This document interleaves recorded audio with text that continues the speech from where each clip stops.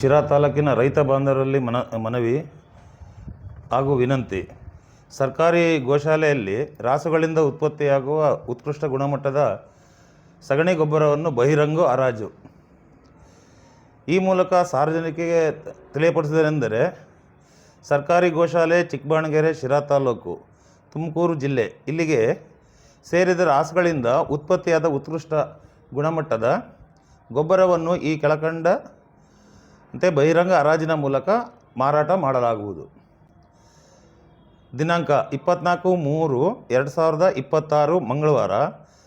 ಸಮಯ ಬೆಳಗ್ಗೆ 10 ಗಂಟೆಗೆ. ಸರ್ಕಾರಿ ಗೋಶಾಲೆ ಚಿಕ್ಕಬಾಣಗೆರೆ, ಶಿರಾ ತಾಲೂಕು, ತುಮಕೂರು ಜಿಲ್ಲೆ. ಅಲ್ಲಿ ಬಹಿರಂಗ ಹರಾಜಿನಲ್ಲಿ ಹೆಚ್ಚಿನ ಸಂಖ್ಯೆಯಲ್ಲಿ ರೈತರು ಆಗಮಿಸಿ ಈ ಹರಾಜು ಪ್ರಕ್ರಿಯೆಯನ್ನು ಯಶಸ್ವಿಗೊಳಿಸಬೇಕಾಗಿ ಮನವಿ ಮಾಡಿಕೊಳ್ಳುತ್ತೇವೆ.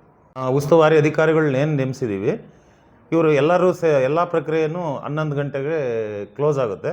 11 ಗಂಟೆ ನಂತರ ಬಂದಿರೋ ಇವ್ರನ್ನ ನಾವು ಯಾರನ್ನು ಪರಿಗಣನೆಗೆ ತಾಣಲ್ಲ. 11 ಗಂಟೆ ಒಳಗೆ ಎಷ್ಟು ಜನ ಬರ್ತಾರೋ ಅಷ್ಟು ಜನನ ಯಶಸ್ವಿ ಬಿಡ್ದಾರರೆಂದು ಘೋಷಿಸ್ಕೊಂಡು ನೆಕ್ಸ್ಟ್ ಪ್ರಕ್ರಿಯೆಯನ್ನು ನಾವು ಚಾಲು ಮಾಡ್ತೀವಿ. ಹೆಚ್ಚಿನ ಮಾಹಿತಿ ಬೇಕಾದರೆ ಹತ್ತಿರದ ಪಶುವೈದ್ಯ ಸಂಸ್ಥೆಗಳನ್ನು ಸಂಪರ್ಕಿಸಬಹುದು ಮತ್ತು ಸಹಾಯಕ ನಿರ್ದೇಶಕರು, ಪಶುಪಾಲನಾ ಇಲಾಖೆ ಅವರನ್ನು ಸಂಪರ್ಸ್ಕೋಬೋದು. ಎಕ್ಸ್ಟೆನ್ಷನ್ ಆಫೀಸರ್ ಡಾಕ್ಟರ್ ನಾಗೇಶ್ ಅವರನ್ನು ಸಂಪರ್ಸ್ಕೋಬೋದು. ಮತ್ತು ಉಸ್ತುವಾರಿ ಅಧಿಕಾರಿ, ಸರ್ಕಾರಿ ಗೋಶಾಲೆಯ ಉಸ್ತುವಾರಿ ಅಧಿಕಾರಿಗಳಾದ ಡಾಕ್ಟರ್ ರಮೇಶ್, ಪಶು ಚಿಕಿತ್ಸಾಲಯ ಹೊಸಳ್ಳಿ ಇವರನ್ನು ಸಂಪರ್ಕಿಸಬಹುದು. ನಮಸ್ತೆ.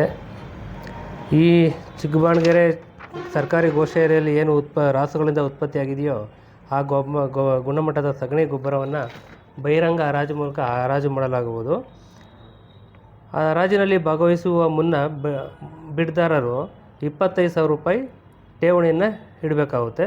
ಅಂದರೆ ಏನು ಆಧಾರ್ ಕಾರ್ಡ್ ಪ್ರತಿಯನ್ನು ನೀಡಿಬಿಟ್ಟು 1 ಗಂಟೆ ಮುಂಚಿತವಾಗಿ ನೀಡಬೇಕು. ಮತ್ತು ಪ್ರತಿ ಟನ್ನಿಗೆ 4,000 ಹಂಗೆ ನಿಗದಿ ಮಾಡಿದ್ದೀವಿ. ಅದರದ ಏನೋ ಬಿಡ್ದಾರರು ಹೆಚ್ಚಿನ ಬಿಡ್ ಮಾಡಬೇಕು ಅಂದರೆ ಪ್ರತಿ ಸಾರಿ ಬಿಡ್ ಮಾಡುವಾಗ 100ರಿಂದ 200 ರೂನಲ್ಲೇ ಬಿಡ್ ಮಾಡಬೇಕು.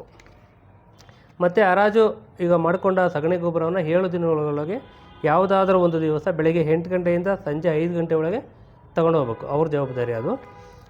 ಸುಮಾರು ಈ ಸರ್ಕಾರಿ ಗೋಶಾಲೆಯಲ್ಲಿ ಸುಮಾರು ನಾವು ಅಂದಾಜು ಮಾಡ್ದಂಗೆ 60 ಟನ್ ಇರ್ಬೋದು ಅಂತ ನಾವು ಅಂದಾಜು ಮಾಡಿದ್ವಿ. 60 ಟನ್ಗೆ ಅವರು ಲೆಕ್ಕ ಹಾಕಿ ಪೂರ್ಣ ಮೊತ್ತವನ್ನು ಪಾವತಿ ಮಾಡಬೇಕು.